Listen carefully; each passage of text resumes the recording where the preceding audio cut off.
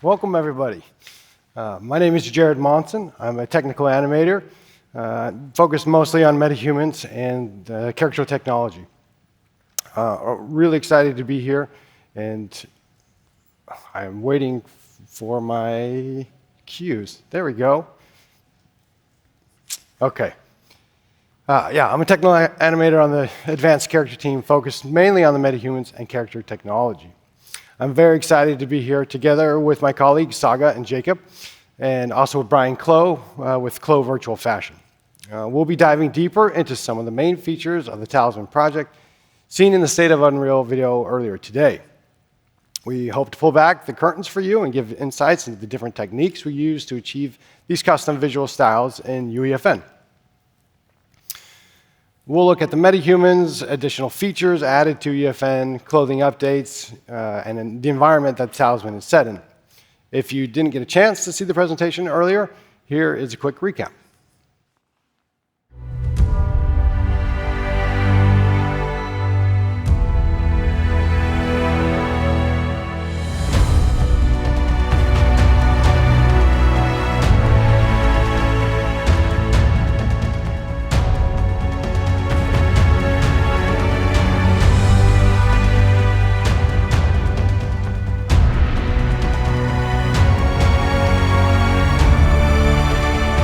I'm glad you're here. The crew's been waiting for you, and we're ready to help you build what's next. Come on, let's go.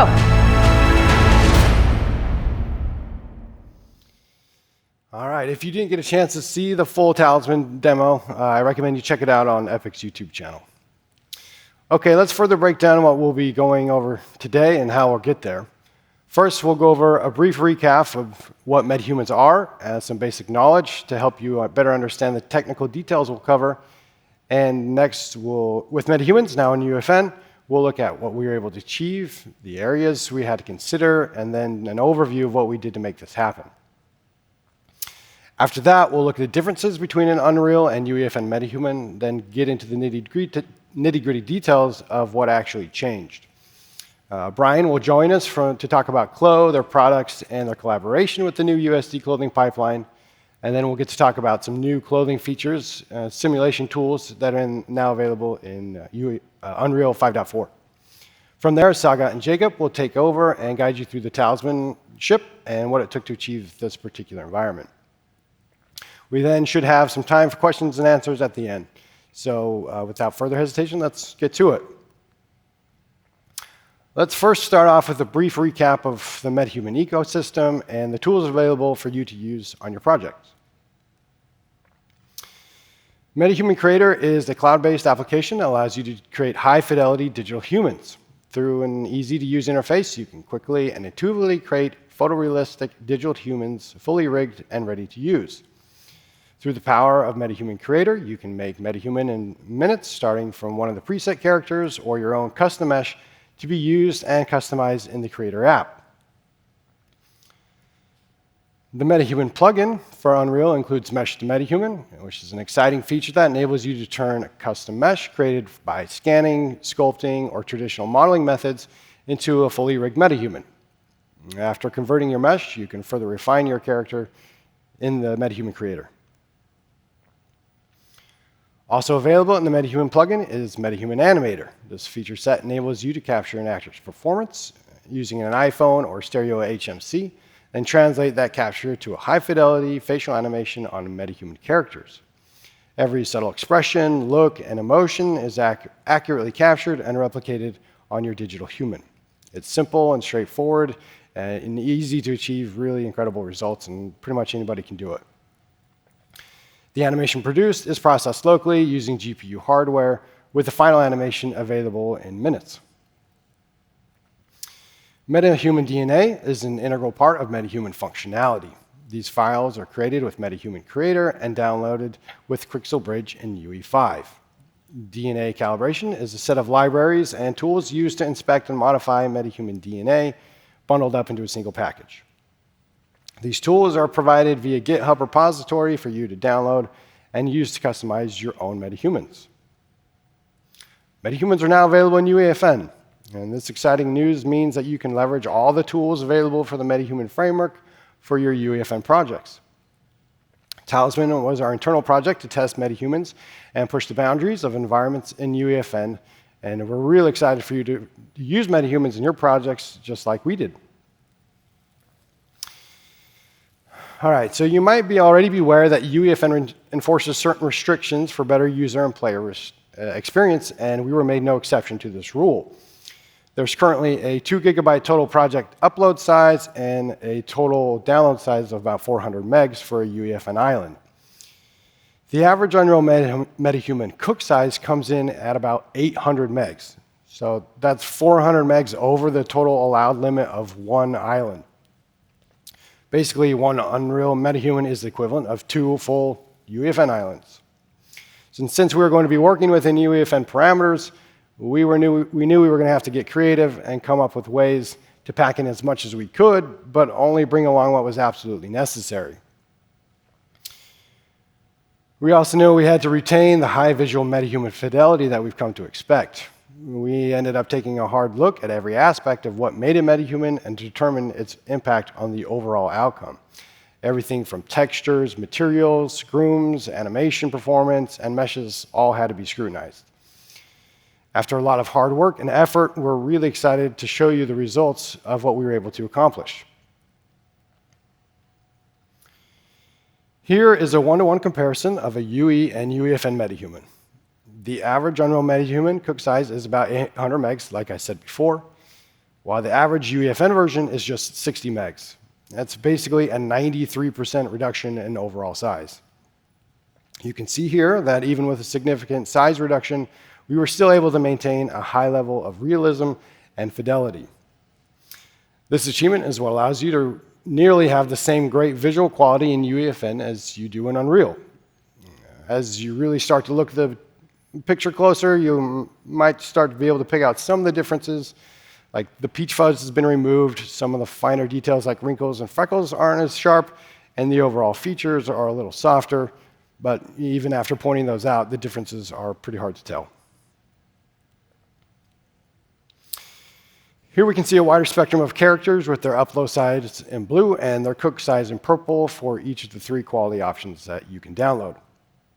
In the top right corner, we can see an average size of these characters. The average high-quality version for all of these characters is an upload size of 128 megs and a cook size of 55 megs.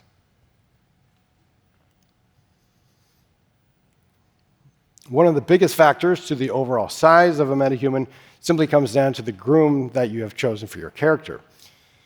Despite whatever groom you choose, your actual cook size won't vary by much, thanks to optimizations done across all characters.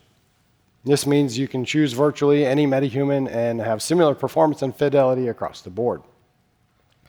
And the good news is that these great-looking metahumans aren't just reserved for high-end spec machines either. Here we can see the results of high-quality level UEFN metahumans. With your UEFN islands being able to be played on across all major consoles, we wanted to make sure every metahuman was looking their best, whatever console they were seen on. From high-end to handheld devices, you can expect good-looking results across the board. Going through this process of getting metahumans into UEFN led to many improvements and optimizations, and we're excited to share these lessons learned and insights gained. So let's dive in. While bringing metahumans into UEFN, we discovered functionalities missing for metahumans just to work properly. Adding these functionalities not only improve the quality of metahumans in UEFN, but also benefit all UEFN users. And here are some of the highlights. The metahuman component is a new UEFN-centric actor component that brings almost all the features that metahuman use from UE to UEFN. This is the central place for tuning the visual quality and performance of your character. If you want to create custom control rigs or physics assets for secondary animation, you can apply those through the metahuman component as well. Metahumans now work with the NPC device. We provide a basic set of NPC animations to get you started. The LOD sync component is available for you to use in your UEFN characters. We use it on the metahumans to ensure that the head and the body LODs match up. Groom assets are now also enabled and available for you to use. And we've added the ability to use recompute tangents at runtime for PC and higher-end platforms. And you can see here This allows tangents to be updated on a deforming mesh, giving a much higher quality looking deformations. On the rigging side, we up the per vertex weight influence from 8 bones to 12. The default bone influence is still set to 8, but if you require 12, you can enable 12. And panel-based clothing, which we'll expand on a little bit later, is also available for you to use. To help us get a better overall understanding of the differences between how a UEFN metahuman and Unreal metahuman are processed, let's take a look at what happens when you download your character. When you download a full metahuman from MetaHuman Creator, you get the full unprocessed assets at their highest quality state. You then take that metahuman and do your own processing for whatever your scenario is, linear content to real-time applications. With an Unreal metahuman, you have the option to cook what and however you want, giving you complete control over the entire end-to-end process. For UEFN, we have chosen to pre-process assets and made decisions for you that make the most sense for working in UEFN. You have fewer decisions on how that character is processed, but the benefit is your asset is already in a great place for cooking into UEFN scenarios. The most important part that we want to iterate is that the underlying metahuman functionalities remain the same. In order to maintain compatibility with the metahuman ecosystem, we needed to make sure that what we reduce wouldn't affect your ability to use those great tools.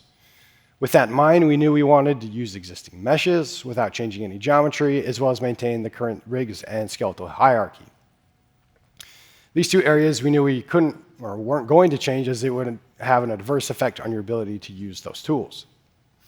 This also meant we didn't need to create a new set of assets to maintain.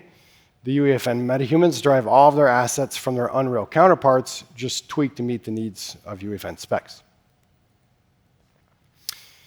In order to reach the performance benchmark that we needed for UEFN Islands, we determined 4 areas which we thought we could get the biggest impact and improve overall size and performance, while also maintaining fidelity. The 4 areas we felt we could improve on were reducing the overall amount of mesh LODs, general animation performance improvements, groom reductions, as well as textures and material optimizations. The area that we felt to start with was simply just to reduce the amount of the mesh LODs that we brought over to UEFN. When you download a metahuman, you have the option to select from 3 quality levels. High quality level is intended for metahumans that will be seen up close. It will take up more space in your project than a medium or low quality metahuman, but it should perform equally well when using LODs at a distance. Medium and low quality settings are simply stripped down assets of the high quality version and can be used when close-ups aren't needed or the need for greater performance is wanted. The mesh LODs that we chose to use are derived from the Unreal metahuman. Let's take a look at an image that might help you visualize this a little bit better. First, let's take a look how the UEFN metahuman level of details, or LODs, compare to the Unreal metahuman LODs. As mentioned before, UEFN LODs are derived from the original metahuman, but they're not a one-to-one mapping. Let's break that down a little bit more. We can see, based on the left-hand side, that a LOD 0 high-quality UEFN character is using LOD 1 of a UE metahuman face and LOD 0 of a UE metahuman body, and so on down the line. We chose these LODs because they have the highest performance and quality with the lowest amount of footprint size. To maintain the fidelity of the neck seam, we chose the corresponding head and body LODs that assured those edges lined up and are properly synced through the LOD sync component. Now let's compare how the different levels within UEFN relate to each other. The high-quality UEFN character has a total of 4 LODs, while the medium has 3 LODs, and the low has 2 LODs. We can see in the graph that the medium and low-quality versions are simply just stripped-down versions of the high-quality levels.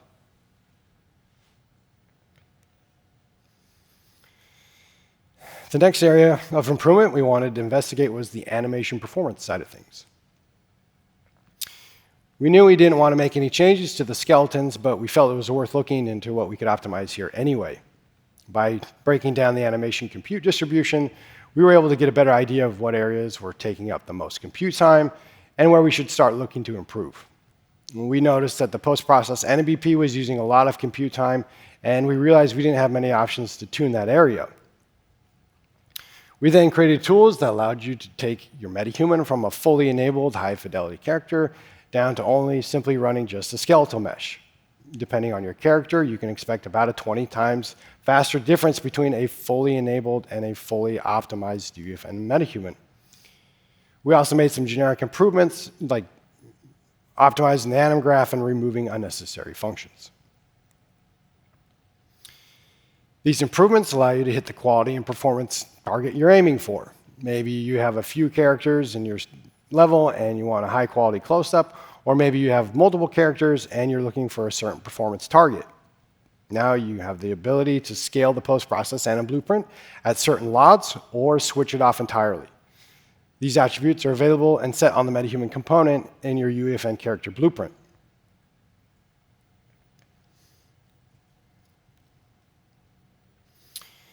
It's great that we have MetaHumans in UEFN, but you do need a way to animate them once they're in your project. In order to get your MetaHumans animating, there are essentially 3 ways we can achieve this. First, we can use a sequencer device. Using this device allows us to animate directly in Engine using Control Rig. Control Rig is available in UEFN, and you can create your own rigs, just like you would in UE, and animate through Sequencer. Second, you can play back an animation sequence directly onto the body skeletal mesh, just like you would in Unreal. And this can be any type of imported animation, such as mocap data or hand keyframe sequence. Last but not least is through the NPC spawner device. The NPC spawner device was released in Fortnite version 28.10, and we're happy to announce that MetaHumans are working with this device as well. The NPC spawner device gives you the ability to control the appearance, animation behavior, and modifiers of your NPC characters. After your NPC is spawned, you can further control their behavior through Verse. When using the NPC spawner device, we provide a predetermined set of locomotion animations for your MetaHuman. This allows you to start immediately with an animating NPC, but the great thing is you still have the option to choose your own animations in place of the default ones. Now let's take a look at grooms. Grooms can be expensive, so we felt there could be a lot of potential savings found here. Our first challenge was just to get grooms into UEFN to begin with. Once grooms were enabled and working in-game, our challenge was then to make them optimal to hit the performance benchmark required by UEFN. Solving these challenges ended up working in our favor because we found benefits and improvements for both UE and UEFN. While this is not an extensive list, here are some of the groom improvements that have been made. Strand auto-lotting adapts the number of curves based on the screen coverage of a given groom. We can trim more of what gets simmed, interpolated, deformed, and actually rendered. This also allows for a smoother transition between LODs, which reduces the amount of popping between them. We've also optimized these curves for faster shadowing and ray tracing. Optimizations were done to textures that required the use of less textures, user-reduced texture resolution, and shrink the overall texture size. The new compact layout is packed into 2 textures for hair cards. The attribute map that contains coverage, seed, and depth in RGB is kept at a larger resolution for card opacity. It varies between 2K and 512, depending on the asset complexity. And the tangent map is packed together with strand view in the alpha channel. This map is between 512 and 256. In the groom asset window, improved debug tools are available for you to use, and further documentation about those tools is available on the UE website. Cook optimizations were also done, which reduced the cooked groom size by about 50%. One of the areas that we thought we could make some of the most improvements was on the material and texture side of things. Through baking textures, share-based material efficiencies, simplifying operations, and less instructions, we were able to reduce the material and texture size by quite a lot. Our look dev artists put a lot of time and effort into making sure the MetaHumans retain as much of the high visual fidelity that their Unreal counterparts have, but in a significantly smaller size. Now let's take a look at some of the details here. We knew we wanted to bake textures, combine maps, and simplify materials. When deciding how to bake the textures, we chose to use a combination of geometry scripts, Python, and blueprints, and Unreal rather than just C++. Working in blueprints allowed artists to iterate quickly without the need to change engine code each time we wanted to make an update. This also reduced the overall demand for time and support from engineers. Choosing what to bake essentially came down to choosing a balance between visual quality and memory footprint. Having look dev environments do A/B comparisons was critical to our artists in making the correct decisions, and you can see on one of those A/B comparisons here.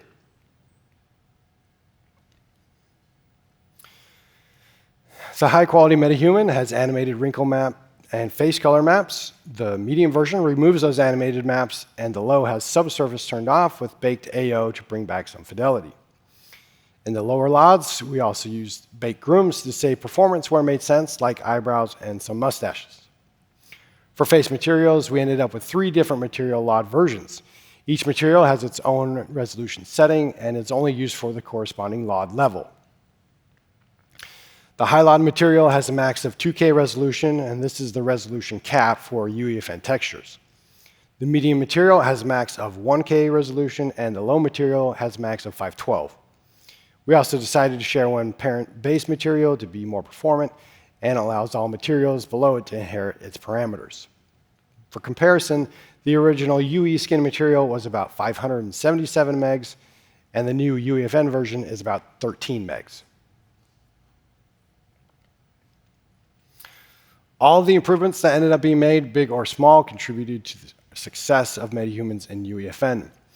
The optimizations learned will also benefit the Unreal MetaHumans. You can expect some of these optimizations to be rolled into their Unreal counterparts.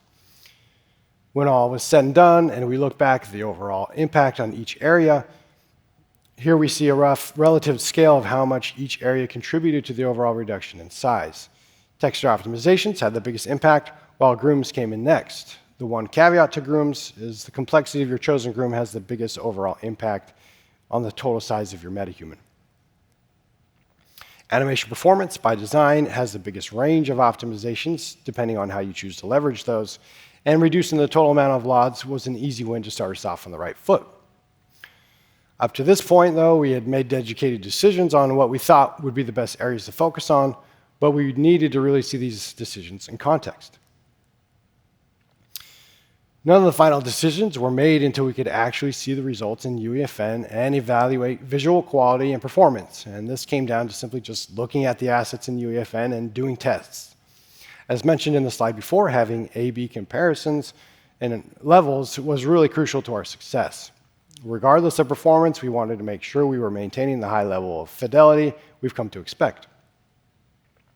We did a lot of comparisons to determine what we could reduce and what we could not reduce in order to keep the visual fidelity high. We also realized that having an accurate representation of all the components that make up our MetaHuman was really important to assess the actual size and performance stats. To facilitate a testing ground, we created smaller individual projects and levels that maintain consistency with the main project to ensure accurate testing results. Creating these simple test levels in UEFN allows for an easier and quicker way to evaluate those results and isolate problems without boggling down the main project. This is a quick video of some of our test levels. We set up different lighting scenarios, tested range of motion, facial animations, clothing simulations, crowd situations, size and performance scenarios, and really just about anything else that we felt we needed to test, as well as LOD stuff.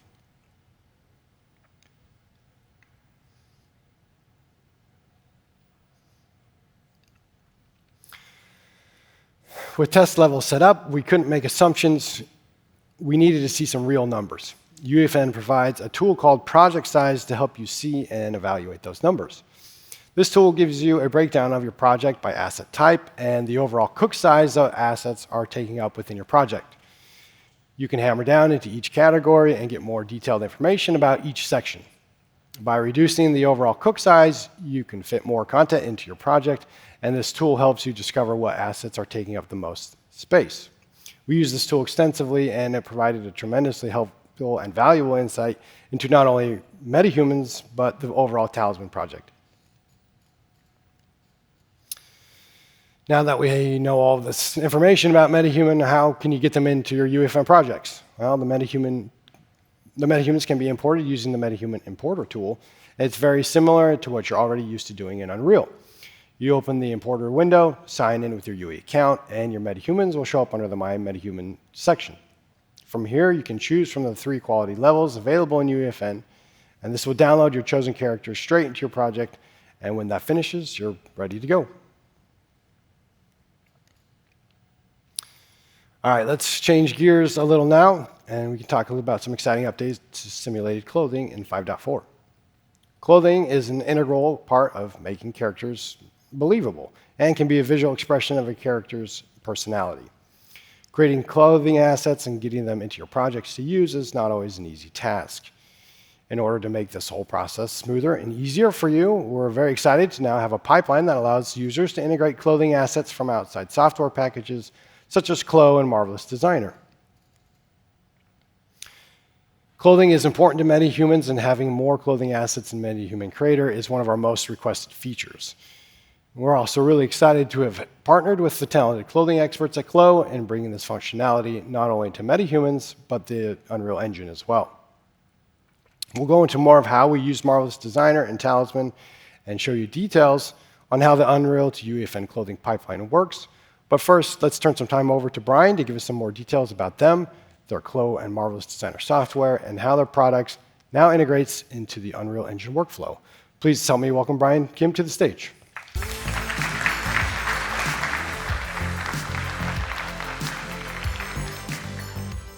Thank you, Jared. And hello, everyone. My name is Brian Kim. I'm a software product manager for Marvelous Designer at Clo Virtual Fashion, where our mission is to empower everything related to garments. For those of you in the gaming and VFX industries, which is most of this audience, our solutions primarily help designers with garments that your characters will wear. In addition to clothes, the software can also help with the development of anything that has cloth-like properties, including flags, sails, tents, as well as objects and creatures. Our technology, however, is not limited to the creation in the virtual world. We also serve brands and companies that are in the business of making real clothes, real garments, and objects that people wear in the physical world. Our solution covers everything from concept, design, manufacturing, marketing, fitting, and styling. If it's apparel related, our software can help. That's why our vision is to become everything, from the beginning to the end of every garment on Earth someday. So, cloth simulation used to be pretty niche, but the tech is so advanced now that many fashion brands are now using our solutions to make key product development decisions. Clo, our apparel design software, is trusted and used by many prominent fashion brands. By working with us, companies can accelerate their creation process and reduce costs while achieving higher quality and accuracy. Marvelous Designer is doing the same for the gaming, VFX, and filmmaking industries. Our software allows artists to achieve high levels of realism and quality with their garment simulations.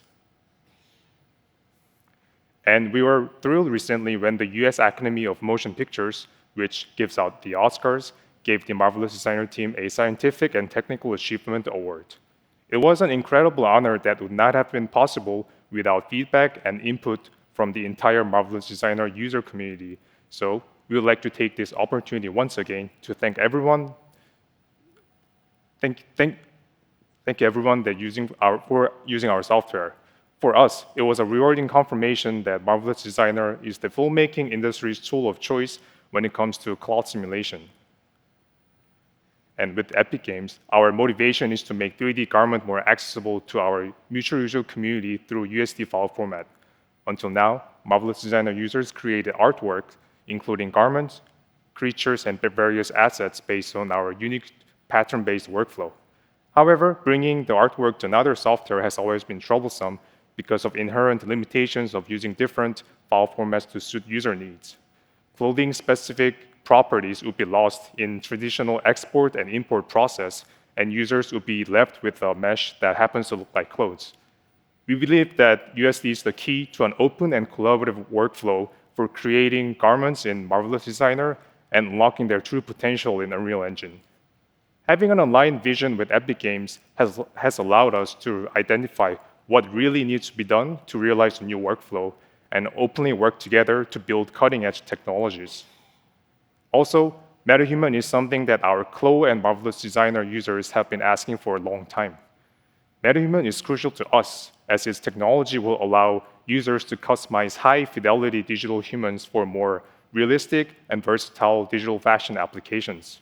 With that being said, we want to ensure that MetaHuman technologies shine even brighter with realistic clothing created in Clo and Marvelous Designer.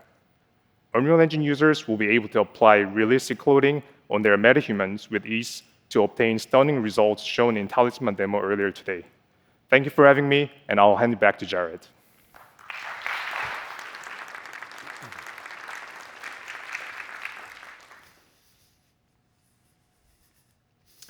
All right, thank you, Brian. It really is awesome to be able to take clothing assets from high-end packages like Clothing and Marvelous Designer, where clothing panels and parameters translate directly into the engine. With such an easy integrated workflow, it's clear to see it's a win-win for everybody here. This new process, which will be in beta in 5.4, allows you to easily see the real-time representation of your sim setup quickly. Once in the engine, you have the option to use those results in Unreal or send them on to be used in UEFN. At Epic, we used Marvelous Designer to create the costume for Rue, our captain on Talisman. Here we can see we use one of our stock MetaHuman bodies from MetaHuman Creator to construct the costume. You can begin your creation process by constructing your clothing in Marvelous Designer like we did. When working in Marvelous Designer, your fabric selections and simulation settings matter. If you choose to transfer those simulation properties during the USD process, we take into account those attributes and they will affect the simulation behavior in Unreal. Once you're finished in Marvelous Designer, the new USD export is an easy way to get your clothing assets out of Marvelous Designer and straight into the Unreal Engine. Once you've imported your clothing assets into Unreal, we can now start setting up the cloth panel graph. You can choose a workflow that ranges anywhere from fully automated to a completely hand-tweaked setup. This flexibility allows you to get something up simulating faster, as well as having the opportunity or the option to customize areas that you feel are necessary. At any point in time, the cloth asset can then be used in Unreal, or it can be migrated to be used in your UEFN project. In order to get your cloth onto your character, you simply add a Chaos Cloth component to your character's blueprint and choose the corresponding cloth asset you want to use. A new feature we've added is an auto-generated graph that's built when you first create a cloth asset node. This graph helps you get up going fast and saves you time getting started. This includes the USD import node, some core nodes for setting up the simulation, value transfers from Marvelous Designer if selected, a physics asset node, and parameters set to good initial values.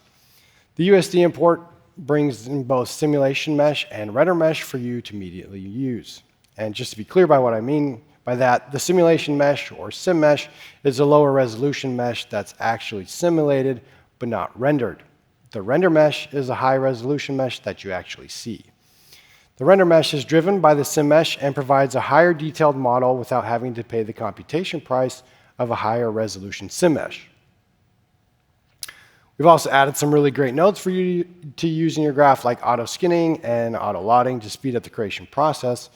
And this feature streamlines the cloth setup, allowing you to arrive at a working simulation much faster and more easily.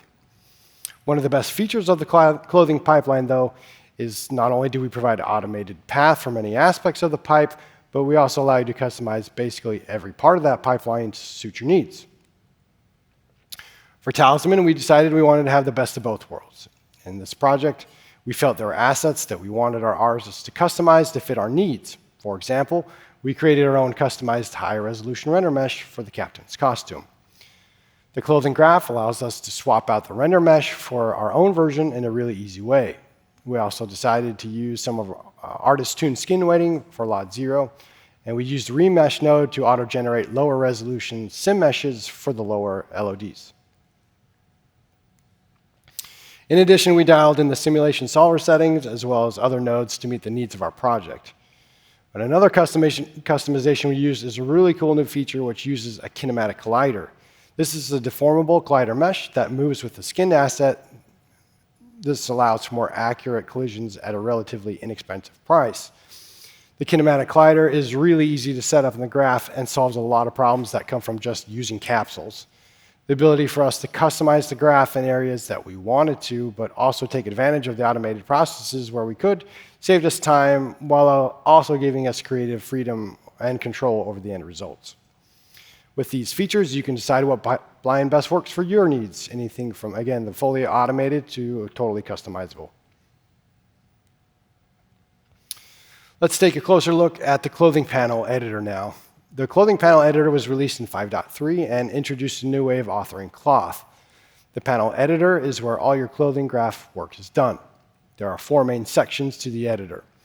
In the top left is the panel viewer, where you can see 2D and 3D representations of your asset, make selections, and paint weight maps. There have been a lot of tool improvements made here for easier painting and selection, and we'll continue to refine the tools and processes there. In the middle of the editor is the simulation viewer. Here you can view the actual simulation behavior, play animations, use different meshes to view your cloth on, and see the visual debug tools. On the far right is the panel for simulation details, preview scene settings, and the simulation visualization tools. The Preview Settings tab allows you to set skeletal meshes and animations to view your clothing with. And the Details panel has all the usual settings that pertain to the clothing asset. The Visualization panel has a lot of great features like seeing only the simulation mesh, displaying collisions, viewing weight maps, and simulation statistics, just to name a few. Last but not least is the data flow graph, and this is where you set up your graph and access the nodes to create different cloth features. It has a very familiar feel, similar to setting up and wiring nodes like blueprints. Once you're done setting up the graph in the panel editor, you're now ready to use your cloth asset in UE or export to UEFN. But before we do that, let's take a look at some nodes that might be of particular interest to you. The new Transfer Skin Weights node is a new tool that we've added to the Unreal Toolbox for you to use. This node allows you to take an imported static mesh or asset come from the USD import and copy weights from a user-defined skeletal mesh to the chosen mesh. Since the cloth solver needs weights in order to work correctly, this is a great solution that skips the need for you to rig and weight your clothing mesh in an external DCC. In most cases, all you'll need is a rigged body, most likely your character or simplified version of it, and then your static mesh as inputs. The output of this node will give you a skin version of the static mesh, now ready to use for your clothing asset. It's worth noting that the algorithm we use in this node is different from what you might find in some DCC packages. The node provides an option for you to use a closest point on surface method if you wish, but the in-paint weight method is something that's quite different. This algorithm allows us to significantly better handle loose clothing as well as armpits and other tight areas on the mesh. And this method is a robust, non-data-driven mesh algorithm, which essentially means it'll work on any given mesh. You could also use the skin transfer even if you don't want to simulate your clothing. You can simply use this node into the graph without any simulation nodes, and the end result will be the rigged version moving with your character. And we use this technique for LOD 2 on our Talisman project. The Remesh node allows for auto-generation of lower resolution meshes based on a target percentage. You can choose to remesh both the render mesh and simulation mesh, or just one or the other. For creating LODs and Talisman, we took a hybrid approach. We hand-created our render mesh LODs, but we used the remesh nodes to auto-reduce the simulation meshes. We decided to keep the same render mesh for both LOD 0 and LOD 1 as we felt the lower resolution wrapped better to the simulation mesh. And here you can see the numbers that we targeted for both the simulation and render mesh. Depending on your project needs and complexity, these numbers will be different for you. Now that you have the cloth asset all set up, getting your cloth asset into UEFN is really straightforward. At any point in time in your process, you can use the migrate tool to migrate your cloth into UEFN. When migrating your cloth, the only essential asset you need to migrate is the cloth asset itself and a physics asset if you've chosen to use one. Materials and textures are also available for you to migrate, but you may or may not need them depending on your project needs and if this is the first time you've migrated the asset into your project. The clothing asset bundles up almost everything you need into one asset, which makes the process really simple when exporting to UEFN. Rouge Jacket is 100% simulated using self-collision and a kinematic collider. Real-time simulation is not an easy task, and it's always a give-and-take relationship when it comes to performance and quality. Our goal is to make real-time simulation more widely usable and performance-friendly. You can expect a one-to-one performance and behavior between Unreal and UEFN, which is really cool. For Talisman, our goal was 30 frames a second on a high-end machine, going for high-end quality simulation in a close-up scenario. Our lower LOD simulation frame rates come in anywhere from about 50 to 60 frames a second after tuning the graph for those specific LODs. Total simulated vertices, self-collisions, and solver iterations being the biggest factors for performance. Our clothing tool gives you options as a developer. Whatever your budget is, real-time simulated clothing is a much more realistic option for you to use in your project. Our engineers and artists have been on the ground level using the system, and we're really excited to continue to push and develop it on all fronts. You now have the ability to import your clothing creations from high-end software packages like Clo and Marvelous Designer. The USD import process is what allows you to bring those clothing assets and to be translated into software packages into Unreal. You can utilize both automated and custom setups in your cloth asset graph. You can use a cloth asset in Unreal or easily migrate it into UEFN. And when this comes out in UEFN as early access, it will be released with documentation to help you get the best results from your assets in both Unreal and Marvelous Designer. The Clo and Marvelous Designer functionality will also be releasing at the same time 5.4 does. So at 5.4 launch, everything is unlocked and ready for you to use. We'd like to thank Clo for their work and their collaboration as we worked on implementing the USD format, and collaborating with the clothing and fashion industry leading company like Clo is really a wonderful opportunity. We're really excited to see what the community creates and leverages when making these and creating their own experiences. But even with the coolest looking characters, what's a character without an environment to live in? Talisman has a beautiful backdrop for our captain, and here to tell us more about the environment is Saga and Jacob. Please help me welcome them out now. Thank you very much, Jared. Hello, everyone. Super cool to have you all here. My name is Jacob. I'm an environment artist here at Epic Games. Hey, everyone. I'm Saga, a senior environment artist here at Epic. Seeing the amazing advancements on the metahuman side, we had our work cut out for us to achieve environments that match that quality bar. As an environment team, our goal for this demo was to build a huge, highly detailed spaceship to show what creators can achieve in UEFN when using their own custom content. Jared already touched on the project size constraints, and so just like the character team, we too had to seriously rethink our approach to content creation. While the 400 meg download size was often fine for most projects,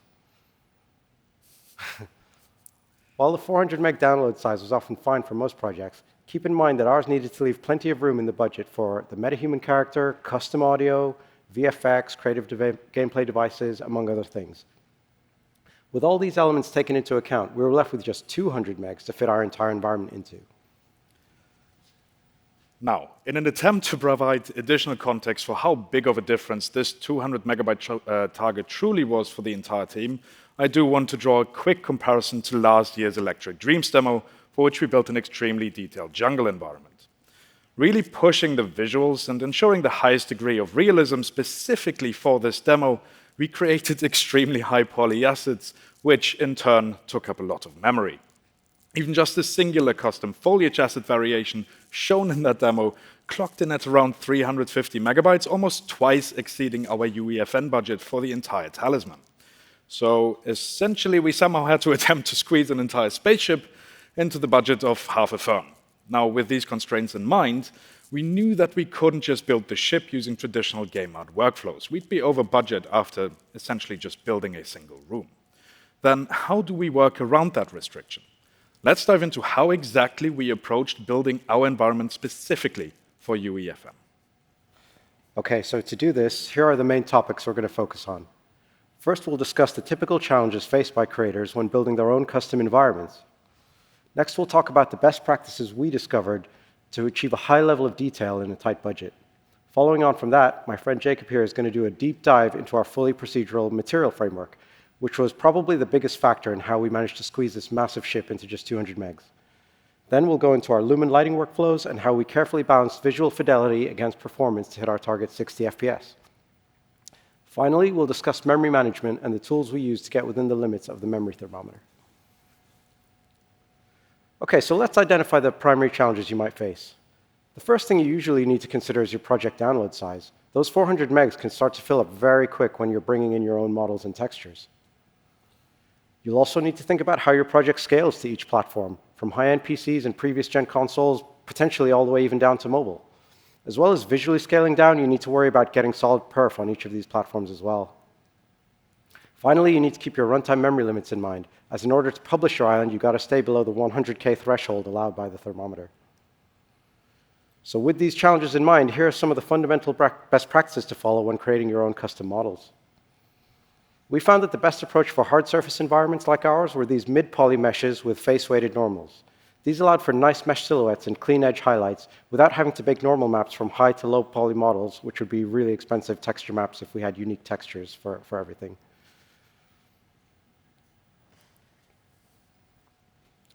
Instead of trying to get all our details via normal maps or high poly meshes, we added them all via mesh decals, which is a topic we'll go into later in the talk.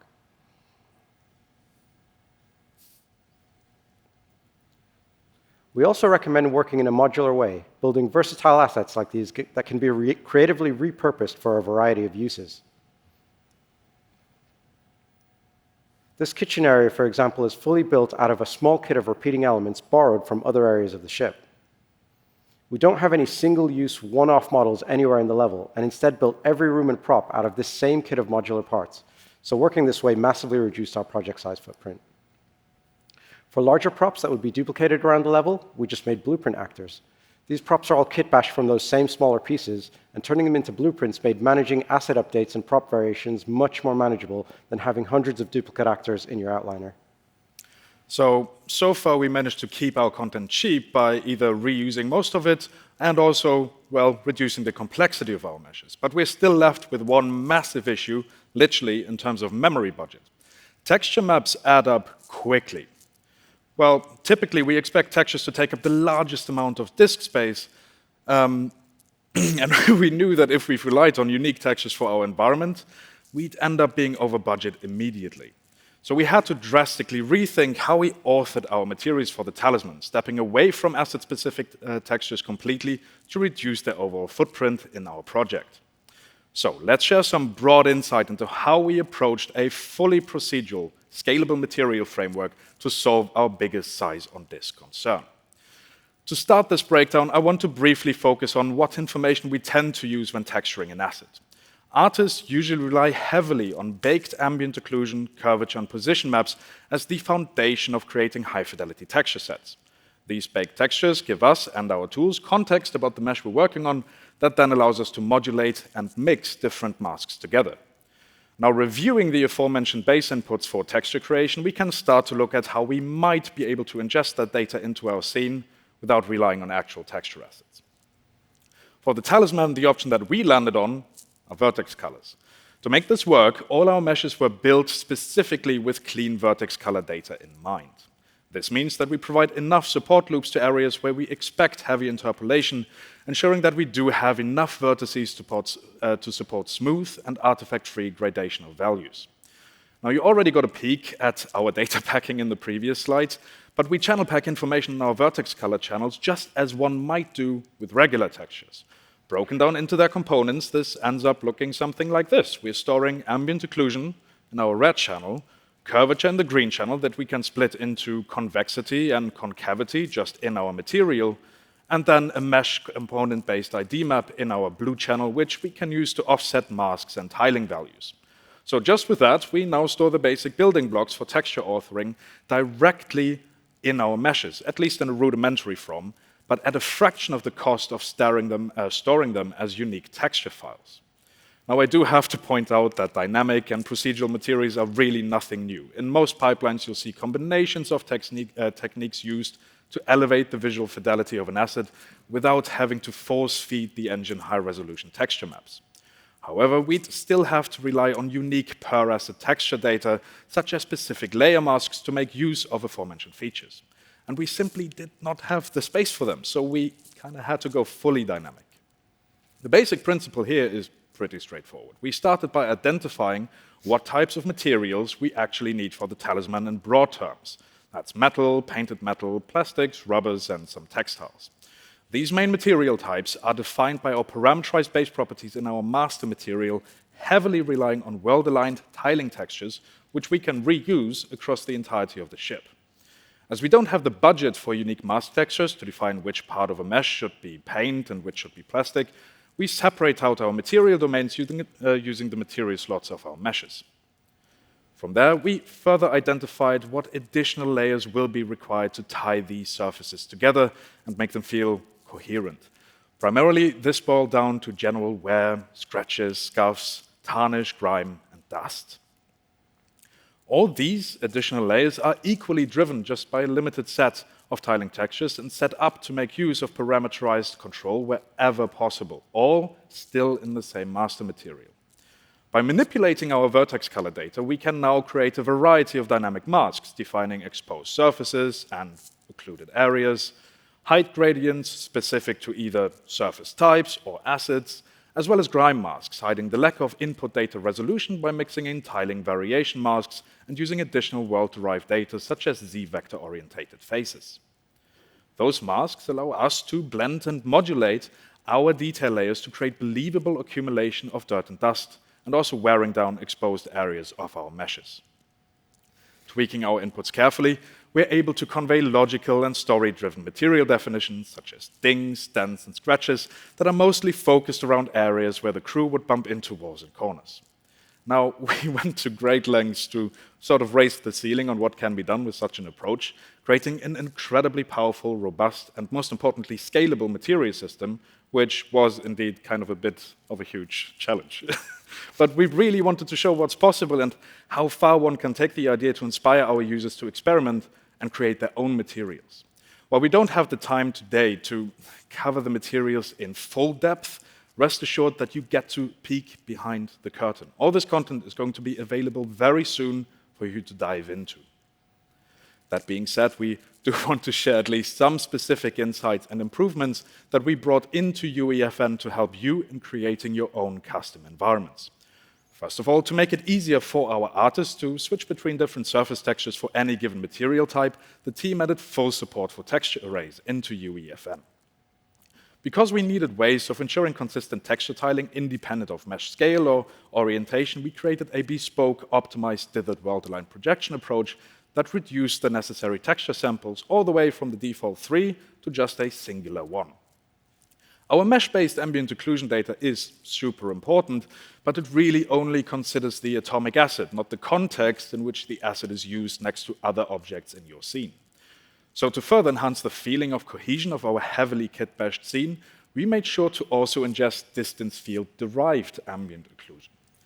The incredible benefit of using DFAO is that it reacts to our set dressing. You can see here that grime and dirt accumulations update when our set dressing changes. Using it on top of our mesh-based data massively helped in really making everything in the level feel connected. To reduce the performance impact of our many material instances at the beginning of the project and their resulting draw calls, we ended up finding creative ways of storing material definitions for all of our different surfaces directly in our meshes. While this ensured seamless deployment to all supported platforms, this preset system also made it harder to modify the look of unique meshes in our scene. So this is where we're super happy to announce that custom primitive data is now fully supported in UEFN.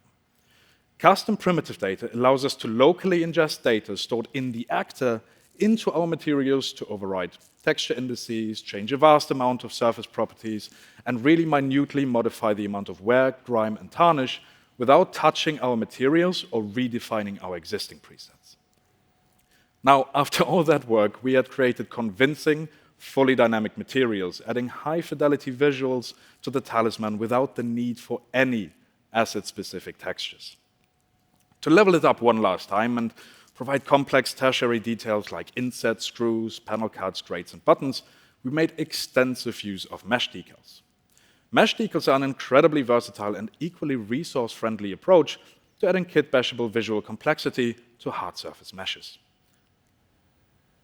This really enabled the entire team to add visually consistent and convincing detail on the fly, either by creating mesh decal sets unique to specific assets or by adding them on the fly directly in the engine. All while actually only paying for a few base textures instead of really expensive meshes. To support this workflow properly, we added a custom bounded UV's parallax occlusion mapping function to UEFN that allows for artifact-free atlas projection. Excuse me, please, delivering memory-friendly 4-3D details across the entire ship. That already, in its entirety, covers kind of the 60,000-foot view on how we approach the look of the Talisman, at least from the material side of things. I'll let Saga take it from here to touch on lighting optimization, as well as our granular approach to memory management systems. Thank you, Jacob. Okay, so next we'd like to touch on how we optimized our Lumen lighting setup to carefully balance the trade-off between visuals and perf. This clip of the corridor lighting demonstrates many of the techniques we used on the rest of the ship. We're mostly using a combination of emissive planes in tandem with real lights. Most of our lights and static meshes are non-shadow casting, and you'll see why that is on the next slide. Now, I have to mention here that before we did these optimizations, the ship was running at it was struggling to run at perf, and so all of these techniques I'm going to walk you through are the way we managed to hit our target FPS. So you can see how these objects are not being hit by a direct light source. Lumen, thankfully, takes care of the occlusion and GI in these indirectly lit areas, even when the meshes have the cast shadows property disabled. So we found that disabling cast shadows on meshes not hit by direct light greatly reduced our shadow depth cost, improving perf without compromising the visuals in any way. Another really handy optimization we found was to fake the shadows of these overhead lights by adding a light function with a stripe texture into the spotlight. It's much cheaper than casting real shadows and gives us even greater control over the art direction of the ship. So improvements were made to the Lumen algorithm during the development of the project to reduce the amount of noise and flickering in Lumen. But while we were working on the project, we found that a great way to reduce the flickering even further was to dial the emissive intensity of our materials to really low values and to complement each of these planes with small radius non-shadow casting spotlights. So each emissive plane would have its own spotlight attached to it.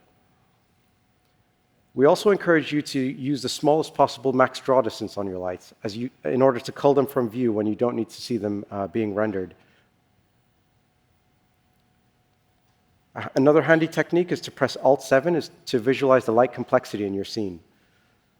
This is the technique that we use to minimize the amount of overlap between lights, and we went through the entire ship and tried to keep most of the level in the dark blue zone as much as possible. Finally, let's go into our approach for managing the memory thermometer in UEFN and look at the tools we had at our disposal before deciding on our final memory management technique. So with everything loaded and streaming disabled, the project was way over the memory limit, so we had a long way to go to get everything under 100K. We first enabled world partition streaming, but found that our unorthodox grid layout didn't work well with the square streaming grid. Our corridors were way too long in one axis, and you had to be able to see all the way to the end of the corridor without any actors visibly popping in. Adjusting the cell size and range to show the whole corridor meant we had way too much of the rest of the ship streamed in at any given time. Another problem with relying solely on world partition was that the ship had a lot of verticality. Our two biggest rooms, the common room and the cargo hold, sit right on top of each other in the z-axis, but world partition currently only works in X and Y, so when you were in either one of these two rooms, the other one was always fully loaded into memory. So the world partition team are working on implementing the system in 3 dimensions, but until then, we had to figure out another way to get the ship under memory. We decided that we'd need to manually load and unload areas of the ship, depending on where the player was, and this is where data layers came into play. So to start with, we created a unique data layer for each room of the ship. The helm, the crew quarters, the corridors, the common room, each had its own layer with all the actors in each room placed in its corresponding layer. This includes all the geo, decals, lighting, post-processing, and effects for each room. Some of the rooms were really massive, and we didn't want to load them into memory all at once, as this was causing hitches. So we split up the larger rooms into sublayers. The common room, for example, has 5 sublayers split up by section of the room, such as the kitchen, the lounge, the hydroponic garden, etc. After creating all the layers, we dropped them into sequences and staggered the loading of each sublayer in order to incrementally load them into memory. In these same sequences, we're also unloading other areas of the ship that we don't need in order to free up even more memory for ourselves. The following clip shows the general setup in action. We plug our data layer load sequences into these cinematic sequence devices, and trigger them whenever the player crosses mutator zones around the level. We naturally try to place these trigger zones in places that completely hide the loading from the player, but here you're going to see what's actually happening under the hood when the player crosses one of these mutator zones. So this is what we didn't want you to see, but essentially each section of the ship is incrementally popping in as you're going through this common room area.